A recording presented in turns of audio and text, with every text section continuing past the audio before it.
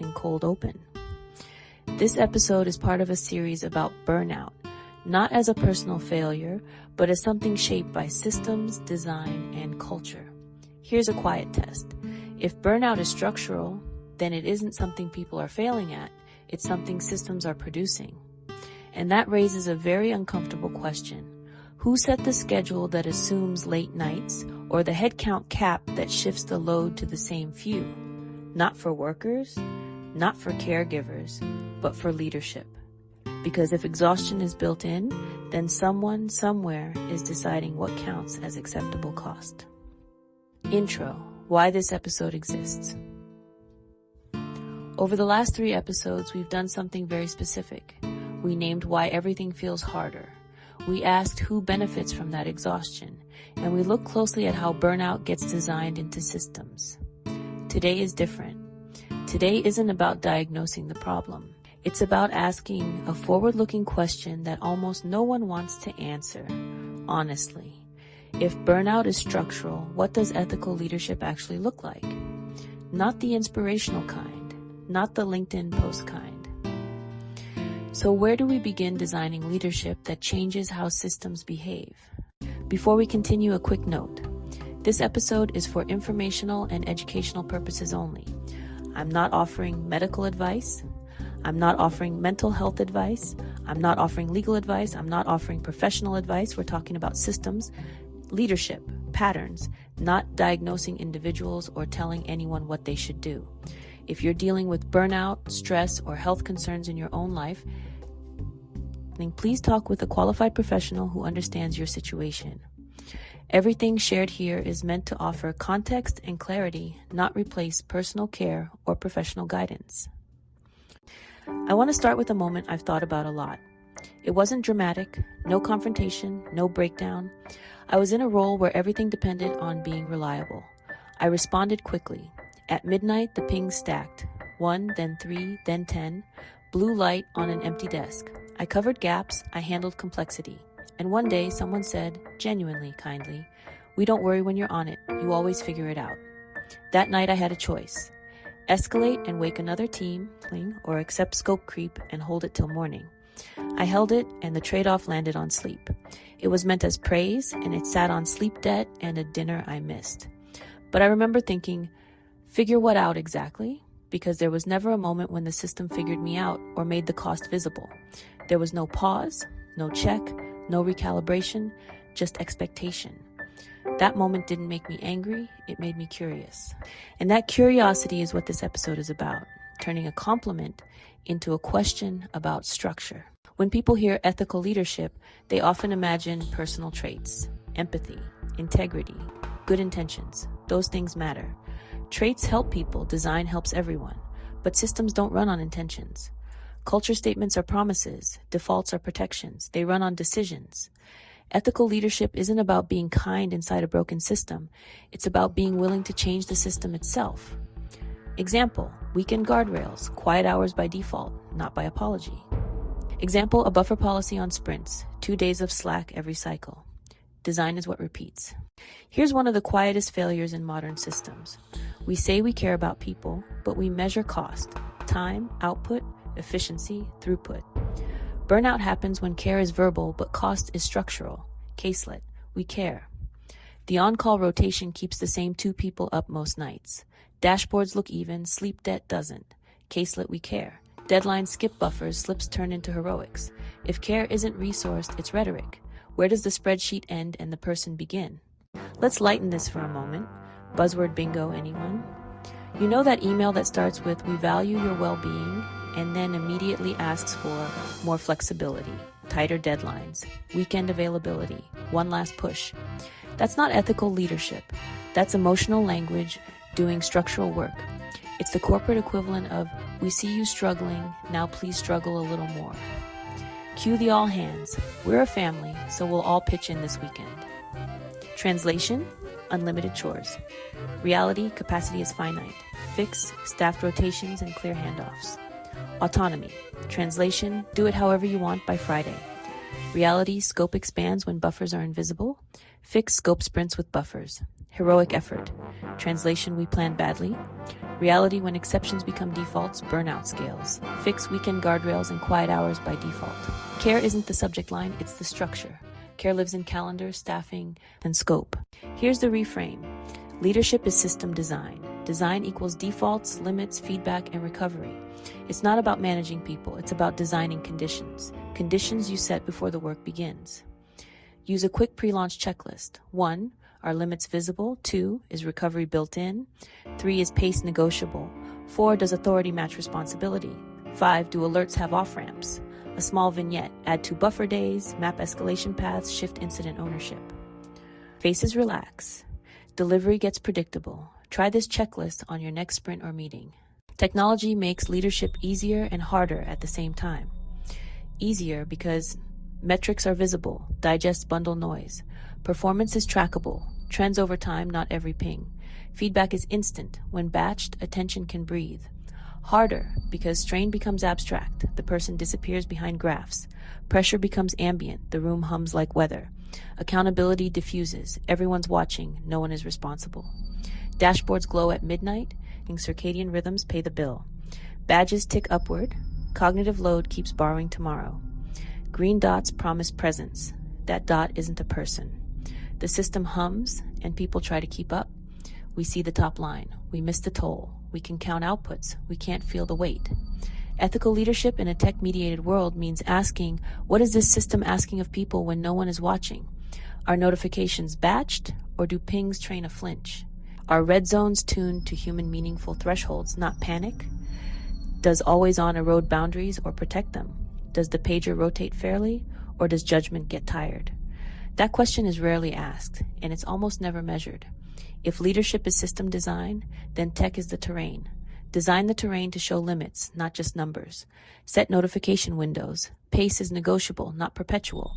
Align responsibility with authority, and rotate on-call fairly. Default to recovery. Do not disturb at night. Rest without apology. Make weekends off the default, not the exception. Name the norm. A green dot is not presence. Leadership is what the system asks for, especially when no one is watching. What signal today asks for more than people can sustainably give? I keep thinking about that comment. You always figure it out. The night was blue light and green dots, pings like rain, a dashboard that never slept. I shipped the fix, they sent the praise. Ethical leadership would have answered differently. Step 1, batch notifications, digests instead of pings. Step 2, ticket caps, limits set inside the tool. Step 3, scheduled recovery, do not disturb by default at night. Signals belong in the tools, not just in a dock. The outcomes? Fewer after-hours pings, steadier delivery, calmer reviews, limits visible, noise batched, caps honored, recovery scheduled, not borrowed. That's leadership inside the system. Turn heroics into signals, not standards. Measure the toll, not just the output. End state, a steady dashboard, green within limits. That's the shift, from praising endurance to questioning design, from more to enough, from the lone fixer to a system that doesn't need one. When leadership ignores structure, burnout doesn't stay at work. It shows up in sleep, relationships, parenting, health outcomes. Public health doesn't ask, why are individuals failing to cope? It asks, what conditions are making harm predictable? Ethical leadership uses that same lens and tracks humane, non-intrusive signals, after-hours message rate trend, average recovery window between pushes, and a rotation fairness index. All privacy first and aggregated, no individual monitoring. Review the trends monthly, not people nightly. If you're listening to this and thinking, I don't have authority to change systems, that might be true. But leadership isn't only positional, it's relational, it's cultural, it's local. Influence is design at human scale. Ethical leadership sometimes looks like name a limit in a meeting, suggest a buffer on the plan, propose a quiet hours pilot, ask what would easy look like, even quietly, especially quietly. You have permission for quiet leadership. Ethical leadership is not resilience training as a substitute for change. Do a load audit first. Wellness perks without workload shifts. Make workload shifts real now. Empathy without redesign. Move to a redesigned flow. Inspiration without protection. Enforce protected limits by default. Those things might feel good. They don't change outcomes. Swap applause for architecture. Here's the hopeful part. Not optimism, evidence. I'm seeing more people ask better questions.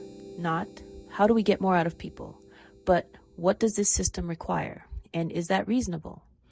Vignette 1. In a sprint review, someone asks, what buffer protects this team? 2 days get added, nights stay quiet. Vignette 2. In support, a manager asks, when are we off? Calendar windows appear, weekend pings stop. Maturity asks for limits before speed. That's mature. It's the beginning of ethical leadership. Beginning is a question asked out loud. That moment when someone said, you always figure it out, I don't hear it the same way anymore. Now I hear it as information. Information about what the system expected and what it failed to account for. That shift didn't make me weaker. It made me clearer. Clearer about what was mine to hold and what wasn't. Clearer about where to set boundaries and when to ask for redesign. Clearer that excellence requires support by design, not stamina dressed up as praise. So I keep a short checklist. 1. Say the hidden load. 2. Ask for redesign. 3. Decline heroics as the default. It made me honest. It turned figure it out into let's make it fit. That is the small, ordinary practice of ethical leadership. Reading the system, not just yourself. Refusing heroics when what's needed is a better bridge. And when I hear that old compliment now, I translate it. I translate it into a question the whole room can carry.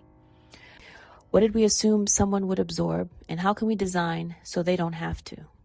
Take one small step with me this week. I want to do something a little different here. This isn't analysis. It's not a framework. It's not a conclusion. It's more like a letter, or maybe a conversation I wish happened more often. This is for the people who are holding things together, often quietly, often without recognition, often at a cost no one has named out loud. If that's not you, you'll probably know someone it is. And if it is you, I want to speak to you directly for a moment. There's a particular kind of exhaustion that doesn't come from chaos. It comes from functioning, from being the one who notices what's missing, who fills the gaps, who anticipates problems before they surface, who absorbs pressure so things don't fall apart. You're not burning out because you're bad at managing your life. You're burning out because you're good at managing systems that don't manage people very well. What I've learned, slowly and not without resistance, is that systems often rely on a certain kind of person. The adaptable one, the reliable one, the person who can figure it out. And the system rarely says this explicitly. It just keeps rewarding endurance and staying quiet about cost. I think back to that moment I mentioned earlier, being told I always figured it out. At the time, I didn't feel proud or resentful. I felt responsible for outcomes I didn't design, responsible for stability I didn't control, responsible for making something work that was never built to work gently. And it took me a long time to realize that this wasn't strength being recognized. It was capacity being used. There's a cultural story we don't talk about enough. If you can handle more, you should. If you're capable, you'll be relied on. If you're resilient, you'll be tested. If you don't complain, the load will quietly increase. And none of that is framed as harm. It's framed as trust, as opportunity, and as leadership potential. But trust without protection is not ethical leadership.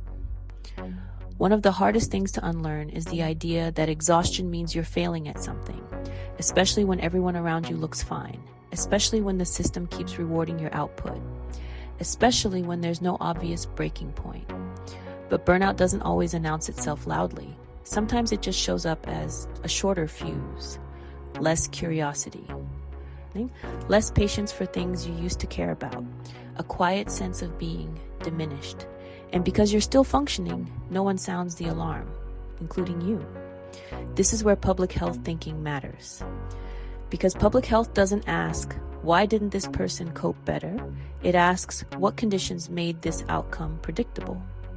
And when we apply that lens to burnout, something important changes. We stop treating exhaustion as a personal defect and start treating it as a signal that something upstream is asking too much from the same people over and over again.